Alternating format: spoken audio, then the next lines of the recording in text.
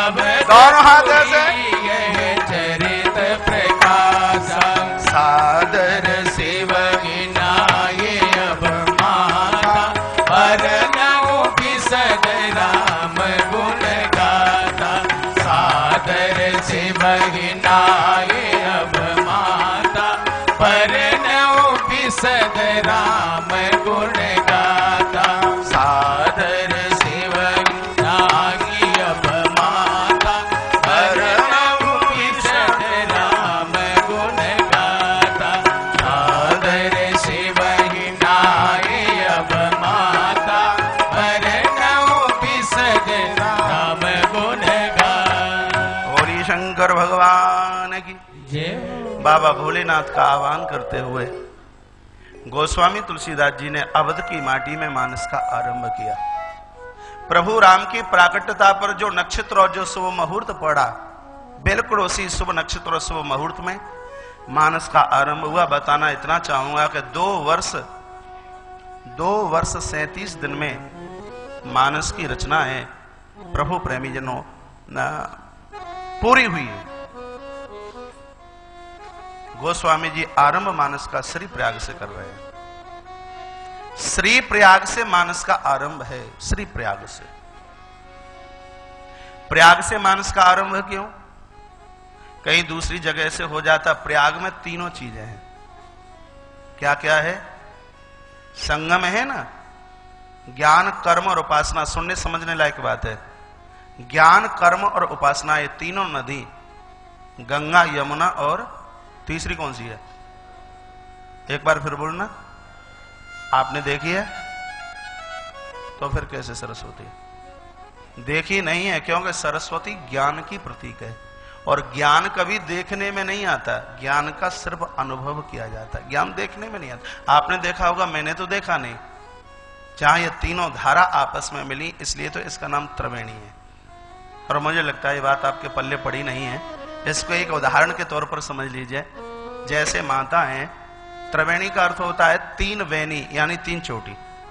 जब माता अपनी चोटी गूंथती है तो पहले वो ऐसे 3 उसकी लर अपने हाथ में पकड़ लेंगी। कभी गूंथी है? पुरानी माताओं को बात कर रहा हूं, वर्तमान में दुकान है चोटी। पुरानी माताएं 3 लड़ उनके हाथ में, और गूंथते गूंथते और गूंथते गूंथते जब चोटी नीचे तक गुथ जाती है तो आपने देखा होगा सिर्फ 2 ही नजर आती है, तीसरी तो गायब है। बात सही है? देखने में 2 ही नजर आती हैं, तीसरी पता नहीं कहां छिप जाती है।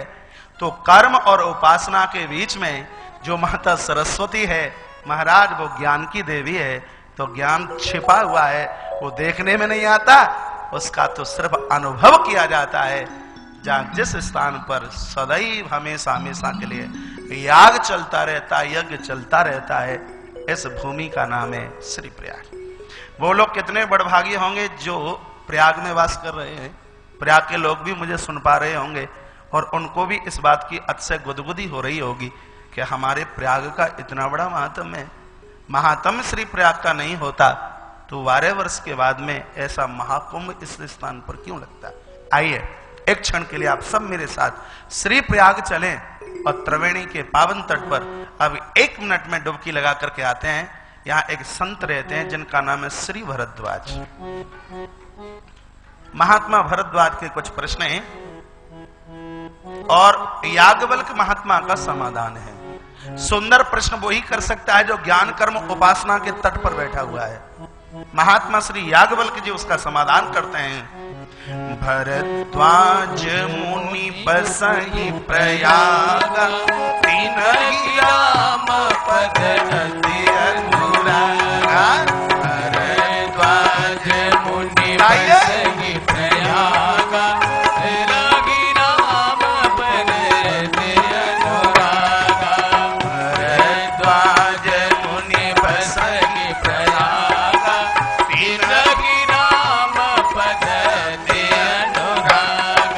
भरद्वाज मुनि बसहि प्रयाग, तीनहि राम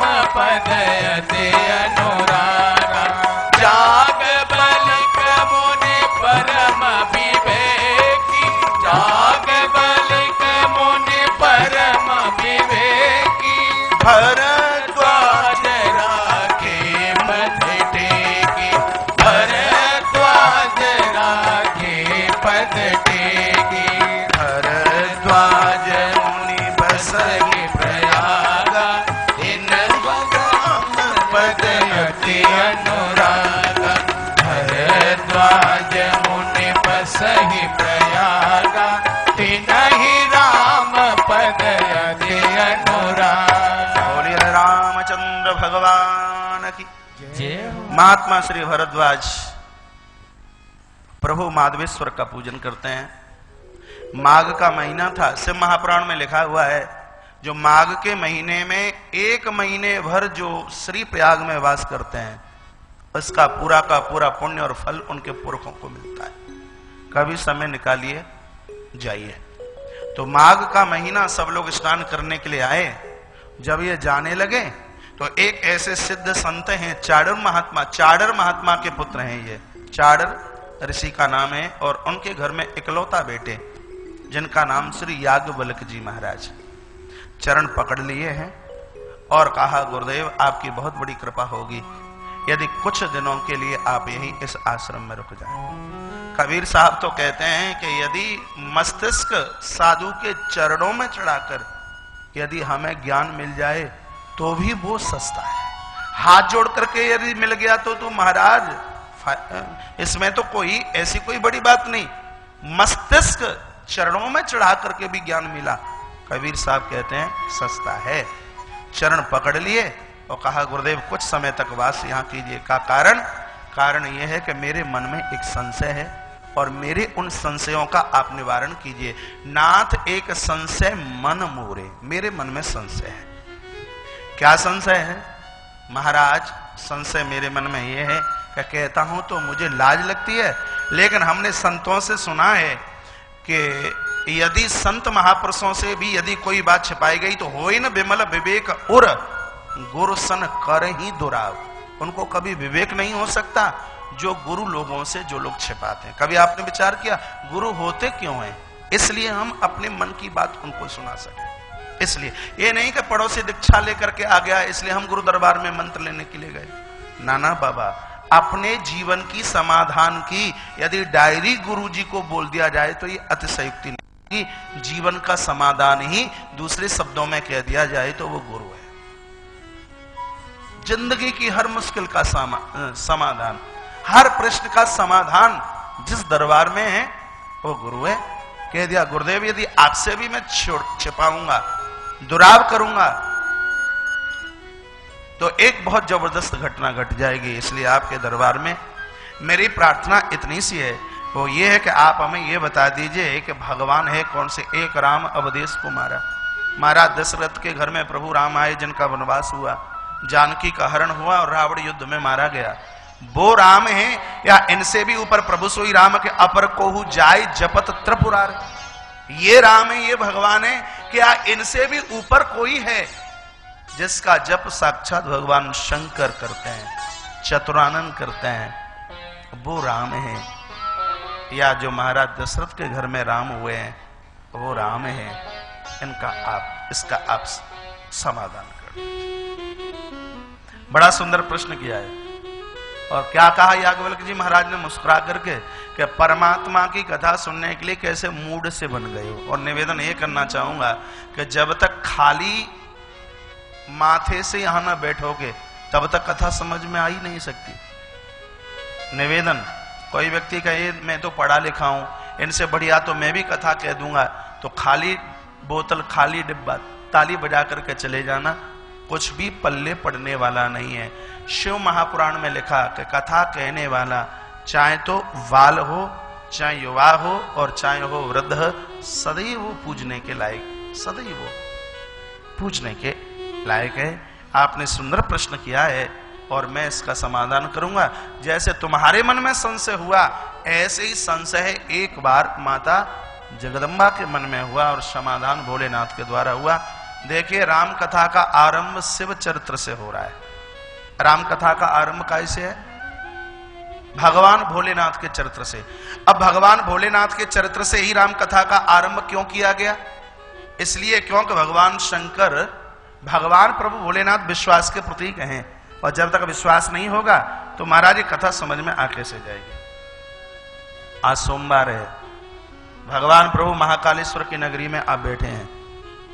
ये मैं निवेदन आपसे करूंगा, जिंदगी का एक भी दिन ऐसा न निकले जिस दिन आप शिव पिंडी का दर्शन न करें, भोलेनाथ के ऊपर आप अर्घ न चढ़ाएं। लोग कहते हैं कुंडली में काल सर्प योग है, लोग कहते हैं मंगल दोष है। मेरी भी कुंडली में काल सर्प योग है, लेकिन मुझे तो कोई कष्ट नहीं है, मुझे तो कोई दिक्कत नहीं है। तो योग भी मेरे लिए सुयोग।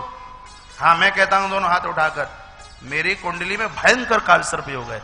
जितने भी ग्रह हैं वो राहु और केतु के बीच में फंसे हुए हैं, लेकिन कृपा भोलेनाथ की है, हमसे दुख की परिभाषा नहीं आती। और कभी कभी तो मुझे लगता है कि दुनिया में शायद किसी को वो आनंद नहीं होगा, वो आनंद हमें है, क्योंकि यह गुण साधन से नहीं होई तो मेरी कृपा पाहे कोई कोई। महीने में 3 बार तो आप जैसे बढ़िया श्रोताओं के बीच में 7 दिन या 8 दिन या 9 दिन रहने का सौभाग्य प्राप्त होता है, भगवान शिव की कृपा। आज की कथा का आरंभ यहीं से हुआ था, बिलो पत्र के बिना रहना मत, काल सर्प आपका कुछ नहीं बिगाड़ेगा, ये मंगल अंगल आपका सब कुछ नहीं बिगाड़ेगा। आप तो मंगलनाथ की भूमि में बैठे हुए हैं। भगवान प्रभु श्री मंगलनाथ, भगवान शिव ही दूसरे रूप में प्रभु मंगलनाथ के रूप में बैठे हुए हैं। और मैं तो संस्कार चैनल के माध्यम से जितने भी लोग सुन पा रहे हैं, और मैं ये निवेदन करना चाहूंगा, यदि 9 दिन की कथा आपने मैं परिवार के साथ में यदि आपने सुन लिया है तो आप तन से भले भी कही हैं, लेकिन मन से आप प्रभु महाकाल के चरणों में जुड़े हुए हो। और अवंत का उज्जैन नगरी की राम कथा जीवन के प्रतिकूल ग्रहों को अनुकूल बना देगी, यह दावा है इस व्यासपीठ का। लेकिन शिव पिंडी के दर्शन के बिना, जल अर्घ के बिना न रह पाना। शिव महापुराण में लिखा है, कहीं भी आपको शंकर की पिंडी नहीं मिलती तो अपने अंगूठे को 2 उंगलियों के बीच में ऐसे निकालिए और महाराज जल ऊपर से चढ़ा दिए मानसिक भाव से, और जो महाकाल की पिंडी के ऊपर जल चढ़ाने पर जितना पुण्य मिलेगा, ऑटोमेटिक उतना फल महाराज आप, उतना फल अपने आप आपको मिल जाए। इतना बड़ा प्रभाव। देवी देवता नहीं रह पाए इस पिंडी पूजन के बिना, तो हम और आप फिर कैसे रह लें। कितने देवताओं ने कौन कौन सी शिव पिंडी की पूजा की है, और एक क्षण में मैं आपको बता देता हूं। इंद्र ने पद्मराग मणि के शिवलिंग बना करके पूजन किया। पद्मराग मणि जो कि संभ्रांतता देती है, जो कि संपत्ति देती है। इंद्र ने जिन शंकर जी को अपने पास में रखा, वो पद्मराग मणि के द्वारा वो शंकर जी बनाए गए, ऐसा से महापुराण में लिखा है। कुबेर ने स्वर्ण के शिवलिंग बना करके पूजन किया। भगवान कुबेर ने अपने घर में जिस पिंडी की पूजा की है वो कैसे थे, वो स्वर्ण के थे। धर्मराज ने पीतल के शिवलिंग बना करके, निर्णयवाचक व्यक्ति होता है, वो कभी गलत निर्णय नहीं देता। पीतल के शिवलिंग में इतनी बड़ी ताकत है, जो पीतल के शिवलिंग बना करके पूजन करता है, नगर में उसकी वैल्यू होती है, समाज में उसकी वैल्यू होती है। उसके पास पैसा भले ही ना हो, लेकिन उसकी बात के बिना कोई कार्य संभव हो, ऐसा संभव नहीं है। तो धर्मराज ने पीतल के शिवलिंग बना करके पूजन किया। तत्पश्चात भगवान वरुण ने सांवले कलर के शिवलिंग बना करके पूजन किया, श्री वरुण देव ने। और भगवान इंद्र ने नीलमणि के शिवलिंग बना करके उनका पूजन किया। भगवान नारायण ने जिस शिवलिंग का पूजन किया वो नीलमणि के शिवलिंग बने हुए थे। तत्पश्चात ब्रह्मा जी ने भी स्वर्ण के शिवलिंग बना करके पूजन किया। विश्व देवों ने चांदी के शिवलिंग, जो संपत्ति वाचक है, चांदी के रजत के शिवलिंग बना करके पूजन किया। अश्वनी कुमारों ने पीतल के शिवलिंग बनाकर पूजन किया। और माता लक्ष्मी ने स्फटिक के शिवलिंग बना करके पूजन किया। बहुत गजब की बात बोल रहा हूं। परदेश में गई हुई दौलत वापस आ जाती है। जिनको प्रभु प्रेमी जनों पारदेश्वर पारद के शिवलिंग मिले हैं, माता सरस्वती की पूरी कृपा उनके ऊपर होती है, जिन्होंने स्फटिक के शिवलिंग बना करके महाराज पूजन किया है। यदि आपके बच्चे पढ़ने में कमजोर हैं, मटर गश्ती करते हैं, पढ़ते नहीं हैं, अपने घर में स्फटिक के शिवलिंग रखिए और बच्चों से जल चढ़वाइए और उनके ऊपर बेलपत्र चढ़ाइए और रोज कहिए कि वंदन कीजिए, प्रणाम कीजिए, भगवान महेश्वर उनके ऊपर कृपा करेंगे। तत्पश्चात आदित्यों ने, भगवान सूर्य ने भी अपने पास में एक शिव पिंडी रखी, वो तांबे की थी। तांबे के शिवलिंग से पूजन करने से मान बढ़ता है। तांबे के शिवलिंग का पूजन करने से सम्मान बढ़ता है। तत्पश्चात चंद्रमा ने जिस शिवलिंग को पूजा है वो शंकर जी मोती के थे। जिनको अतिशय क्रोध आता है, क्रोध की तत्काल शांति होती है, मोती के शिवलिंग यदि कहीं मिल जाएं, चंद्रदेव ने जिंदगी पर्यंत मोती के शिवलिंग अपने यहां रख करके उनका पूजन बंदन किया। और तत्पश्चात ब्राह्मणों ने वज्र यानी लोहे के शिवलिंग बना करके पूजन किया। ब्राह्मणों की पत्नियों ने मिट्टी के शिवलिंग, जिसको पार्थिव पूजा बोलते हैं, ब्राह्मणों की पत्नियों ने मिट्टी के शिवलिंग बना करके महाराज उनका पूजन किया। नागों ने, सर्पों ने चंदन के शिवलिंग बना करके पूजन किया। और तत्पश्चात माता दुर्गा ने मक्खन के शिवलिंग बना करके महाराज उनका पूजन किया है। उनके अंदर बड़ा दया का भाव होता है। वो परमार्थी परोपकारी होते हैं जो मक्खन को शिवपिंडी का रूप दे करके महाराज उनका वंदन पूजन करते हैं। योगियों ने भस्म के शिवलिंग बनाकर और यक्षों ने दही के शिवलिंग बना करके महाराज पूजन किया। इस धरती पर एक महामानव हुआ, मैं तो यही कहूंगा, जो शंकर का परम पुजारी था, जिसका नाम था बाणासुर। और ये किसी के आप शिवलिंग का पूजन न कर पाए तो ये तो आप कर लीजिए। 1 करोड़ मिट्टी के शिवलिंग बनाकर माँ तो नर्मदा के पावन तट पर रोज बनाता है, रोज विसर्जित करता है। एक दिन माँ तो नर्मदा में से भगवान भोलेनाथ प्रकट हो गए। बाणासुर को कहा वरदान मांगिए, तो बोलता है कि मैंने जितने भी करोड़ शिवलिंग बनाए हैं उन सबको आपका रूप मिल जाए। भगवान शंकर ने कहा जाइए, ऐसा ही होगा। तू नर्मदा में जितने भी मिट्टी के शिवलिंग पधराए गए वो सब के सब अपने आप में भगवान नर्मदेश्वर बन गए हैं। नर्मदा का हर कंकड़ अपने आप में है शंकर, ध्यान रखना। मातू नर्मदा का हर कंकड़ अपने आप में है शंकर। और आपको कोई ना मिल पाए तो भगवान नर्मदेश्वर के हाथ में पूरा का पूरा डिपार्टमेंट है, कहीं कोई कमी नहीं है। पैसा चाहिए तो नर्मदेश्वर का पूजन कीजिए, ज्ञान चाहिए तो नर्मदेश्वर भगवान का पूजन कीजिए, और अपने वंश का विस्तार चाहिए तो भगवान नर्मदेश्वर का पूजन कीजिए। लेकिन कीजिए भगवान शिव की पूजा के बिना तो सबको सुना ही सुना है। आइए, राम कथा का आरंभ भगवान शंकर के चरित्र से हो रहा है। सुंदर चौपाई के साथ त्रेता युग की बात भगवान शंकर के मन में बात आई है कि हमें राम कथा सुनने के लिए जाना है। बड़ी सुंदर चौपाई के साथ। आप ताली नहीं बजाते?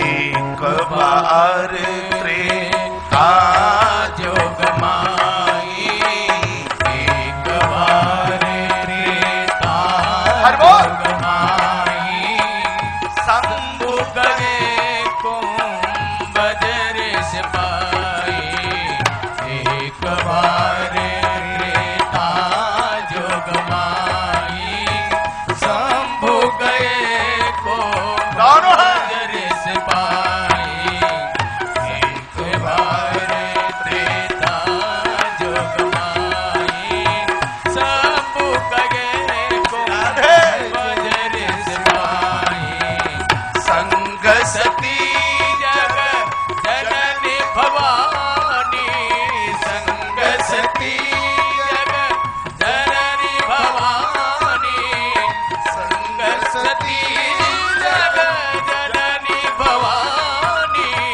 संग सती जग जननी भवानी, पूजे ऋषियक नेत्र जानी, पूजे ऋषियक नेत्र जानी, एक बार त्रेता युग माई, शंभु गए कुंभजर सिपाही, एक बार त्रेता युग माई, शंभु गए कुंभजर सिपाही। एक बार माता जगदम्बा सती के साथ में भोलेनाथ महात्मा कुम्भज, दूसरे शब्दों में जिनको अगस्त बोलते हैं, जिसका ज्ञान कभी अस्त नहीं हुआ, ध्यान से सुने, उनका नाम श्री अगस्त। ऐसे महात्मा के आश्रम पर भोलेनाथ कथा सुनने के लिए गए। पहले की व्यवस्था में आज की व्यवस्था में बड़ा फर्क है।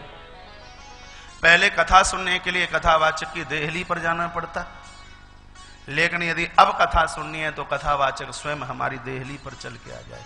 कितनी बढ़िया व्यवस्था कर दी गई है। और हम तो कहते हैं कि देहली पर आई हुई गंगा में यदि कोई डुबकी लगाने से वंचित रह जाए तो ये निश्चित रूप से उसका अभागापन ठहरेगा। माता जगदम्बा साथ में गई है, भगवान शंकर ने कथा सुनी महेश परम सुख मानो, बड़ा सुख बड़ा आनंद आया। गोस्वामी जी को किसी ने पूछ लिया, सुनी महेश परम सुख मानी, क्या सिर्फ शंकर जी ने ही सुनी? क्या शंकर जी को ही आनंद आया? क्या सती को आनंद इस कथा में नहीं आया? क्या सती ने कथा को सुना ही नहीं? सती बैठी है और मन ही मन विचार कर रही है, ये बाबा क्या कथा सुनाएगा जो व्यास गद्दी से उतर करके हमारे स्वामी को वंदन प्रणाम करता है। इसका मतलब यह कि पढ़ा लिखा कम होगा और हमारे भोलेनाथ बहुत बढ़िया कथावाचक हैं, कहीं इसकी कमी ना पकड़ लें, इसलिए ये मक्खन पहले से लगा रहा है। सबसे पहले तो दोष कथावाचक के अंदर देखा सती ने, और उसके बाद भगवान की कथा में कमी निकाली। जो तन से होवे कथा में सुनिए और मन से जो कहीं होवे बाहर, मुझे नहीं लगता कि वो कथा को और कथा के भगवान को वो पहचान ले। हम बहुत बार कहते हैं आप तन से भले ही कहीं बाहर हो, लेकिन मन से आप पूजा में रहिए, मन से आप सत्संग में रहिए, मन से